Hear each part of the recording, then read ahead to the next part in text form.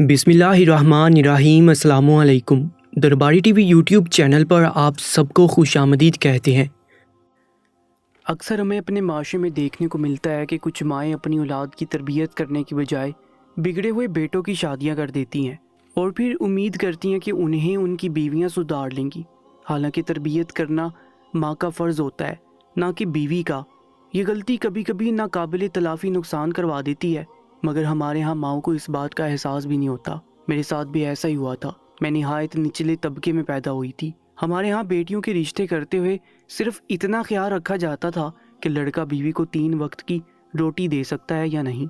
बाकी लड़के की तालीम, उम्र, शख्सियत या मिजाज से वाकफियत हमारे यहाँ मानी नहीं रखती थी। मैं भी जब शादी के काबिल हुई तो मेरे लिए मुझसे दुगनी उम्र के मर्द का रिश्ता आया। ससुराल वाले बहुत अच्छे थे, घर भी अपना था, इसलिए मेरी वहाँ शादी कर दी गई। मेरा शोहर और ससुराल के सब मर्द मेहनत मजदूरी करते थे। शादी के चंद दिन बाद ही मैंने घर का काम संभाल लिया। मेरी 3 जवान नंदे थी और सास के अलावा 2 जिठानियां भी थी। घर में काम का ज्यादा बोझ न था। जितने ज्यादा अफराद थे उतना ही काम बांट कर किया जाता था और मेरी सास ने कभी काम के मामले में रोक टोक नहीं की थी, इसलिए मुझे भी कभी परेशानी का सामना नहीं हुआ था। बज़ाहिर वो घराना बहुत अच्छा था और मैं अपने ससुराल वालों से बहुत खुश थी, मगर शोहर के रवैये से अक्सर परेशान हो जाती थी। मेरे शोहर में वैसे तो कोई कमी ना थी, मगर इसका मेरे साथ ताल्लुक कुछ ऐसा था कि मैं अक्सर उससे खौफजदा हो जाती थी। उसके अंदाज से मुझे कभी नहीं लगता था जैसे हमारे दरमियान कोई जायज़ ताल्लुक है। वो हमेशा मेरे साथ सख्ती से पेश आता और मुझे बस एक ज़रूरत समझता था। मगर शोहर का ऐसा मिजाज महसूस करके भी मैं हमेशा नज़रअंदाज करती रही, क्योंकि मेरी माँ ने मुझे रुखसत करते हुए एक बात समझाई थी कि ससुराल वालों की जिम्मेदारियाँ अपनी जगह, मगर अपने शोहर को कभी नाखुश मत करना और सारी उम्र शोहर के साथ निभा करना। मैंने भी वो नसीहत पल्लू से बांध ली थी। शोहर ने जैसा भी रवैया रखा और मेरे साथ जो भी सलूक किया, मैं जुबान बंद रखकर सब बर्दाश्त करती रही थी। कभी कभी मुझे एहसास होता था कि मेरे शोहर का रवैया ठीक नहीं है। हमारे दरमियान मोहब्बत ना थी, मगर एहतराम होता तो शायद मैं इतना महसूस ना करती। मैं बहुत आम से घराने की लड़की थी। हमारे तबके में शादी के बाद हर लड़की समझौते की जिंदगी गुजारती थी, इसलिए मैंने भी कभी किसी बात पर एतराज़ नहीं किया। मगर मैंने शादी के बाद दूसरी लड़कियों को बाइतमाद होता देखा था, मगर मेरे शोहर की वजह से मेरा रहा सहा एतमाद भी ख़त्म होता जा रहा था। मैं अनपढ़ थी, कुरान भी अरबी में पढ़ा नहीं जानती थी मियाँ बीवी का ताल्लुक कैसा होता है। मेरे लिए वो सब जायज़ और ज़रूरी था जो मेरा शोहर चाहता था। मैंने अपने शोहर के रवैये को रमज़ान से पहले कभी इतना महसूस नहीं किया, मगर रमज़ान मुबारक का महीना आया तो मुझे पहली बार अपने शोहर के रवैये में कुछ गैर मामूलीपन सा महसूस हुआ। मेरे ससुराल वाले ज़्यादा परहेजगार या मजहबी ना थे, मगर नमाज कुरान का खसूसी ख्याल रखा जाता था और रमज़ान के आने पर रोज़ों का एहतमाम किया गया था। मैंने भी नमाज रोज़े की हमेशा पाबंदी की थी, इसलिए शादी के बाद भी रमज़ान के मामूलात में कोई तब्दीली नहीं आई थी। मैंने अपनी जिठानियों, नंदों और सास के साथ सहरी के वक्त उठकर सारा काम करवाया और सबके साथ सहरी की। मैं रमज़ान के महीने में हमेशा पुरजोश हो जाती थी, मगर शादी के बाद पहली रोज़े में जब दिन के वक्त मेरा शोहर मेरे करीब आया तो मैं हैरान परेशान रह गई। मैंने अपने शोहर को समझाने की कोशिश की कि मैं रोज़े के साथ हूँ। मुझे लगा कि मेरा शोहर भी रोज़े की हालत में था, मगर मेरे शोहर ने मेरे जुमले पर गुस्से से मुझे कहा कि मैंने रोज़ा नहीं रखा, अब मुझे सबक पढ़ाने की कोशिश मत करो। मैं अपने शोहर की बात पर घबरा गई। मैंने खुद अपने शोहर को सहरी करवाई थी। पूरे घराने ने रोज़ा रखा था, मगर मेरे शोहर ने नीयत ही नहीं की। मैं सुबह से इबादत कर रही थी, मगर मेरा शोहर रोज़े से चंद घंटे पहले ही मेरे साथ ज़बरदस्ती करने लगा और मेरी किसी बात को अहमियत नहीं थी। मेरे लिए वो बात किसी ज़हनी अज़ियत से कम ना थी कि मेरे शोहर को रोज़े की अहमियत का बिल्कुल एहसास ही ना था। वो शादी के पहले रोज़ से ही लापरवाह था और उसने कभी मेरी मर्ज़ी या मेरी ख्वाहिश का एहतराम नहीं किया था। मगर रमज़ानुल मुबारक में मुझे रोज़े की हालत में अपने शोहर का ये रवैया देखना पड़ा तो मैं सदमे से बेहाल हो गई। मुझे ऐसा लगा जैसे मैं किसी गैर मज़हब इंसान से जुड़ चुकी हूँ। मैंने बहुत मुश्किल से अपने शोहर को समझाया और अपनी जान छुड़वाई। अपनी सास के पास जाकर बैठ गई। मेरा पूरा वजूद बुरी तरह लर्ज रहा था। गम और गुस्से से मेरी हालत ख़राब हो गई थी। मेरी सास मेरी हालत पर घबराकर पूछने लगी, तुम्हें क्या हुआ है? मैंने झूठ बोल दिया कि रोज़े की हालत में मेरा ब्लड प्रेशर लो हो गया है। वो बात ऐसी ना थी कि मैं अपनी सास को बता सकती। शर्मिंदगी और जिल्लत से मैं कुछ बोल नहीं पा रही थी। अपने शोहर के रवैये पर मैं बेयकीनी का शिकार थी। مجھے لگا کہ شاید میرے شوہر نے بنا سوچے سمجھے وہ حرکت کر دی اور وہ بھی اپنے کیے پر شرمندہ ہوگا، مگر میرا شوہر کمرے سے نکلا تو شدید غصے میں تھا۔ وہ افطاری سے پہلے غصے میں گھر سے چلا گیا۔ میں پریشان ہو گئی کہ میرے انکار نے میرے شوہر کو بھڑکا دیا تھا۔ میری ساس نے چونک کر مجھے دیکھا اور مجھ سے سوال کرنے لگی، تم دونوں کے درمیان ایسا کیا ہوا کہ افطاری سے پہلے میرا بیٹا غصے سے باہر چلا گیا؟ میں گھبرا گئی۔ اب میں اپنی ساس کو کیا بتاتی کہ ہمارے درمیان کس بات پر جھگڑا ہوا تھا۔ شرمندگی اور خفت سے میرا چہرہ عرق آلود ہو گیا تھا۔ میں نے اپنی ساس سے کہا کہ ان کے بیٹے نے شاید روزہ ہی نہیں رکھا تھا، اس لیے افطاری سے پہلے چلے گئے۔ میری بات پہ میری ساس نہایت خفگی سے مجھے دیکھنے لگی اور بولی کہ ایسی بات بالکل نہیں ہے، میں نے اپنے بچوں کو ہمیشہ سے روزے کی پابندی سکھائی ہے، ہمارے گھر میں کبھی کسی نے روزہ نہیں چھوڑا، اس لیے فضول کے اندازے لگانے کی بجائے تمہیں اپنے شوہر کا خیال رکھنا چاہیے کہ وہ روزے کی حالت میں اتنا غصے میں گھر سے کیوں گیا، اب وہ روزہ کیسے کھولے گا۔ میں پریشان ہو گئی۔ مجھے یہ بات اس روز شدت سے محسوس ہوئی تھی کہ شادی کے بعد مائیں بیٹوں کی سب ذمہ داریاں بہو پر ہی کیوں چھوڑ دیتی ہیں۔ میری ساس بھی ماں تھی، اگر وہ چاہتی تو اپنے بیٹے کو خود بلا کر پوچھ لیتی، مگر میری ساس نے وہ ذمہ داری میں مجھے سونپ دی۔ میں مشکل میں آ گئی تھی۔ رات کے وقت میرا شوہر گھر آیا تو میں اسے منانے لگی اور غلطی کے باوجود مجھ پر غصہ نکالتا رہا، اور پھر مجھے ایک شرط پر معاف کیا کہ آئندہ میں اپنے شوہر کو اس کے حق سے محروم نہ کروں۔ مجھے اس سے کوئی مسئلہ نہ تھا، مگر روزے کی حالت میں میرے شوہر کا رویہ میرے لیے ناقابل برداشت تھا۔ لیکن اس وقت میں اپنے شوہر کے غصے کے خوف سے خاموش ہو گئی تھی اور اسے مزید سمجھانے سے پرہیز کیا۔ میں نے سوچ لیا کہ اس کا مزاج کبھی اچھا ہوا تو میں اسے ضرور سمجھاؤں گی، لیکن پریشانی کی بات تو یہ تھی کہ رمضان ابھی باقی تھا اور میرے شوہر کا مزاج بگڑا ہوا رہنے لگا۔ دوسرا روزہ رکھتے ہوئے بھی سحری کرواتے وقت میں نے اپنے شوہر سے سوال کیا کہ وہ روزہ رکھے گا یا نہیں۔ میرے شوہر نے سر جھٹک دیا مگر مجھے کوئی جواب نہیں دیا۔ میں سمجھ گئی کہ وہ اس روز بھی روزہ رکھنے کو تیار نہیں تھا۔ میں پریشان ہوگی۔ میں جانتی تھی ہمارے طبقے میں بہت سے گھرانے جاہل اور ان پڑھ تھے، عورتیں ساری عمر گھر کا کام کرتی رہ جاتی تھی اور مرد مزدوری کر کے گھر کی روٹی پوری کرتے تھے۔ تعلیم ہمارے ہاں ضروری نہیں سمجھی جاتی تھی، مگر مجھے بالکل اندازہ نہیں تھا کہ میرا شوہر اتنا جاہل ہوگا کہ اسے اپنے مذہب کی ضروری باتوں کا بھی اندازہ نہیں ہوگا۔ میں اپنے شوہر کو یہ بات سمجھانا چاہتی تھی مگر میرا شوہر میری بات سننے کو تیار نہ تھا۔ دوسرے روزے کو بھی اس نے وہی حرکت کی تو مجھے اپنے روزے کی فکر ہونے لگی۔ میرا شوہر مجھ پر جبر کرتا تھا اور اگر میں انکار کرتی تو وہ غصے سے بکتا جھکتا گھر میں شور مچا دیتا۔ میں حیران رہ جاتی۔ اسے اس بات کی پرواہ بھی نہیں ہوتی تھی کہ گھر والے اس کے بارے میں کیا سوچیں گے، اور اس کے گھر میں کنواری 3 بہنیں تھیں، اس کی بابیاں بھی گھر پر موجود ہوتی تھیں۔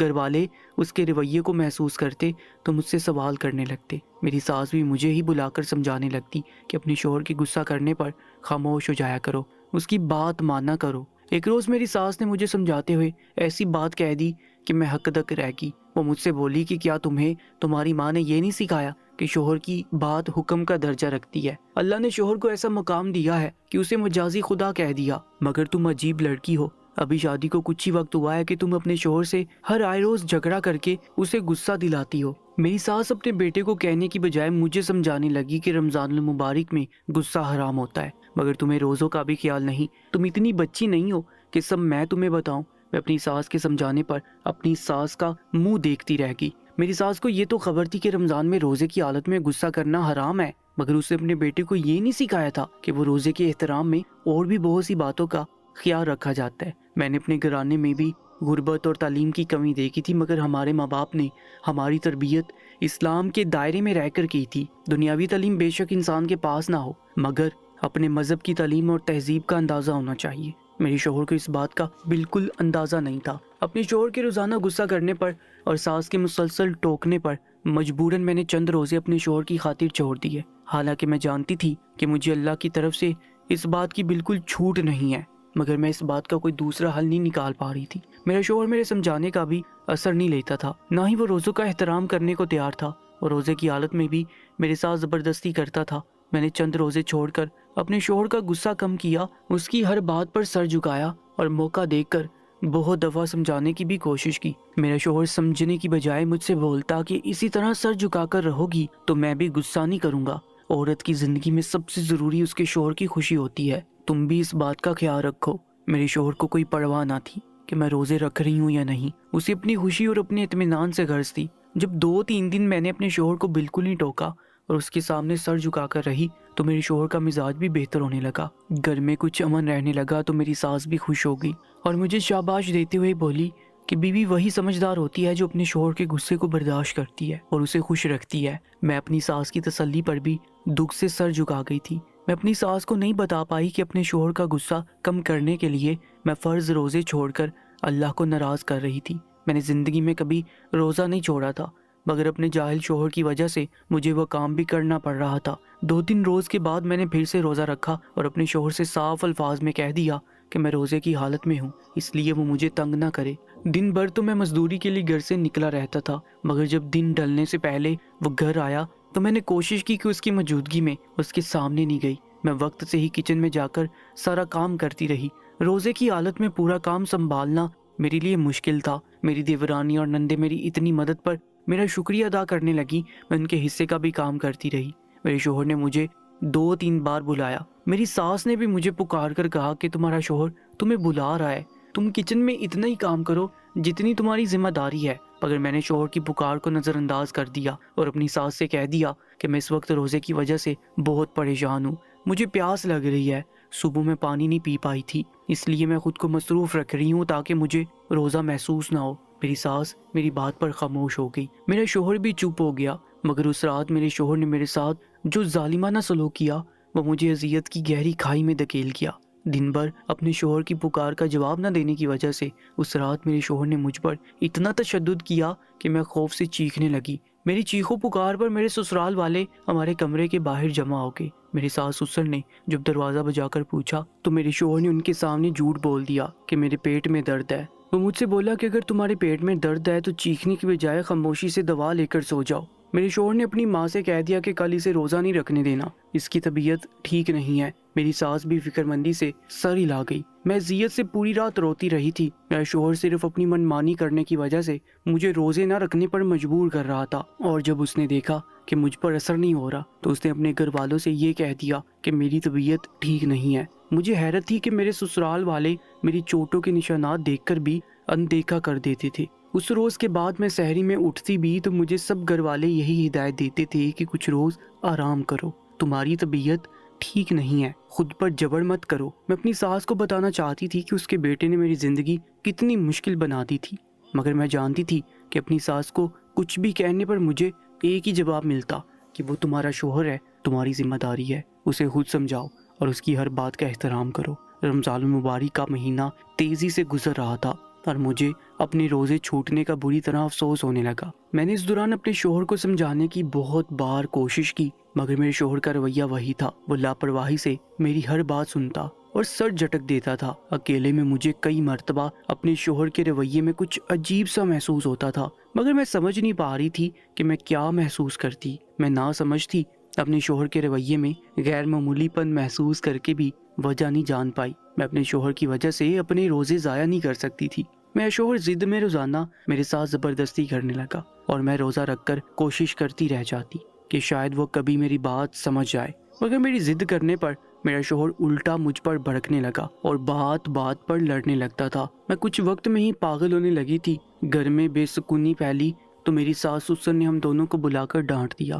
میرے سسر ہم سے بولے کہ تمہاری شادی سے پہلے ہمارے گھر میں کسی نے کبھی اونچی آواز میں بات نہیں کی تھی اور میاں بیوی اپنے ہر معاملے کو کمرے تک محدود رکھتے، مگر اب ہر آئے روز گھر میں تماشا لگا ہوتا ہے۔ تم دونوں کو نہ گھر میں بیٹھی جوان بچیوں کا خیال ہے، نہ رمضان کا احترام کرتے ہو۔ سسر کے ڈانٹنے پر برا ماننے کی بجائے میں نے شکر کیا کہ شاید اس بہانے میرے شوہر کو کچھ شرم آ جائے گی، مگر میرا شوہر تب بھی اپنے ماں باپ کے ڈانٹنے پر ان سے بولا کہ کیسی جاہل لڑکی میرے پلے باندھ دی ہے، اسے بالکل میرا خیال نہیں۔ میں دن بھر کے کام سے تھکا ہوا آتا ہوں اور یہ میرا خیال کرنے کی بجائے ہر دوسری بات پر ضد لگا کر بیٹھ جاتی ہے۔ میرے شوہر الٹا میری ساس سے بولا کہ اماں تو نے کہا تھا کم عمر لڑکی کو جس رنگ میں چاہو رنگ جاتی ہے، مگر یہ اسی کم عمری کا فائدہ اٹھاتی ہے۔ میں سکتہ زدہ رہ گئی تھی۔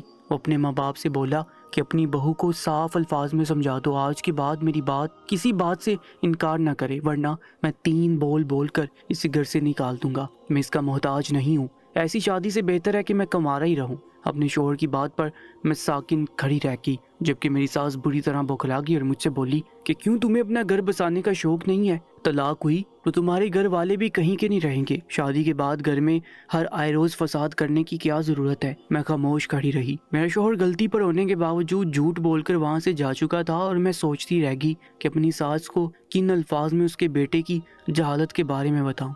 सास से मायूस होकर मैंने अपनी माँ से कहा कि शोहर के हकूक से तो मैं वाकिफ हूँ, मगर क्या हमारे मजहब में औरत का कोई हक नहीं है? मेरा शोहर मुझ पर जबर करता है, मेरी इबादतें ज़ाया करता है, वो नहीं चाहता मैं रोज़े रखूं।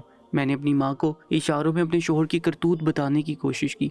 मुझे लगा मेरे घर वाले समझेंगे कि मैं किस मुश्किल का शिकार हूँ, मगर मेरी माँ मेरी बातों को समझ नहीं पाई और मुझे समझाने लगती थी कि औरत कभी मर्द के बराबर नहीं हो सकती। हम जैसे सादा लोगों में तुमने हमेशा देखा कि औरत सर झुकाकर रहती है, इसलिए तुम अपने शोहर की बराबरी करने की बजाय खामोशी से रहा करो। मैं इन अल्फाज पर लब सी गई थी। मेरी माँ मुझसे बोली कि तुम्हारी 4 जवान बहनें बैठी हैं, अगर तुम्हें तलाक हो गई तो उनके रिश्ते कभी नहीं होंगे। तुम जानती हो कि हमारे यहाँ अगर एक बेटी का घर न बसे तो बाकी बेटियां शादीशुदा भी हों तो उन्हें इल्जाम दिया जाता है और माँ की तरबियत पर सवाल उठते हैं। वो बोली तुम्हारे शोहर में अगर कोई खामी है तो उसे बर्दाश्त करो, क्योंकि मर्द की गलती इस माशरे में कोई नहीं देखता। अगर तुम दोनों का रिश्ता बाकी ना रहा तो सारा कसूर तुम्हारे सर आएगा। मैं अपनी माँ के समझाने पर बिल्कुल चुप सी हो गई थी। मैं बहुत गरीब घराने में पैदा हुई थी, मगर फिर भी मुझे अपने हालात से कभी कोई गिला नहीं रहा था। मैं रूखी सूखी खाकर भी गुजारा करती थी। मुझे हमेशा लगता था कि शादी के बाद भी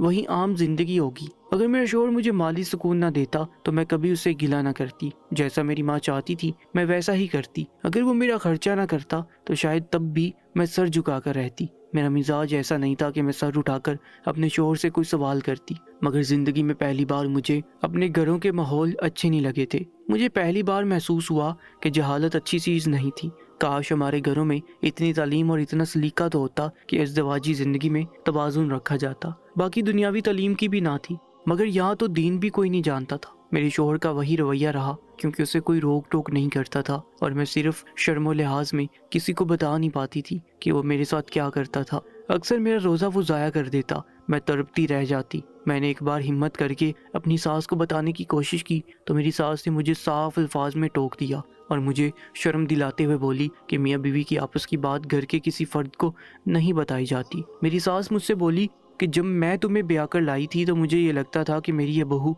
बहुत सुलझी हुई है, मगर मुझे हैरत हो रही है कि तुम कभी अपने शोहर को गुस्सा दिलाती हो और कभी अपनी ज़ाती ताल्लुकात को दूसरों के सामने खोलने की कोशिश करती हो। सास बोली कि तुम जानबूझकर ऐसा कर रही हो और अपने शोहर को बदनाम करना चाहती हो, तो आइंदा ऐसा मत करना। मैं अपनी सास की बात पर खामोशी से सर झुका गई। मैंने हर बार आजमा कर देख लिया। मुझे हर तरफ से एक जवाब मिला कि मैं सर झुकाकर अपने शोहर का रवैया बर्दाश्त करूं, मगर मेरे लिए वो सब मुश्किल हो रहा था। मैं फिर भी बर्दाश्त करती, लेकिन एक रोज़ तो हद हो गई जब मैं सहरी के बाद नमाज अदा करके कुरान उठाने लगी और मेरे शोहर ने मुझे टोक दिया और उकताकर बोला कि अब कमरे में रोशनी जलाने की कोई ज़रूरत नहीं, मैं सोना चाहता हूँ। मैं कुरान पढ़ना चाहती थी, मगर अपने शोहर की बात पर खामोश हो गई और ये सोचकर कुरान रख दिया कि दिन के वक्त आराम से पढ़ लूंगी। मैं भी थकी हुई थी, इसलिए जाकर सो गई। अभी मैं नींद में नहीं गई थी कि अचानक शोहर ने मुझे झंझोड़ कर जगा दिया। मैंने जाकर देखा तो मेरी हुसान खता हो गए। मेरा शोहर सुर्ख आंखों से मुझे घूर रहा था। मैंने उसके चेहरे के तासुरात देखे तो ठिठक गई। हर बार जो मेरा शोहर ज़बरदस्ती करते हुए मुझ पर जुल्म करता तो उसके चेहरे के ऐसे ही तासुरात होते थे।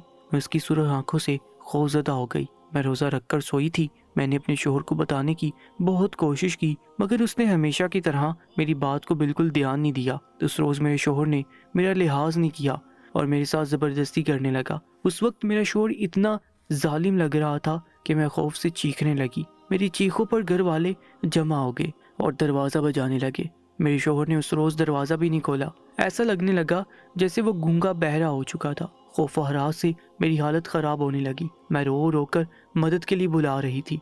जब मुसलसल दस्तक पर भी मेरे शोहर ने दरवाज़ा नहीं खोला तो दरवाज़ा तोड़कर सब अंदर आए और हमें देखकर घबरा गए। मैं ज़ख्मी हालत में पड़ी तड़प रही थी और मेरा शोहर अपने हाथों से मेरी गर्दन पर दबाव बढ़ाता जा रहा था।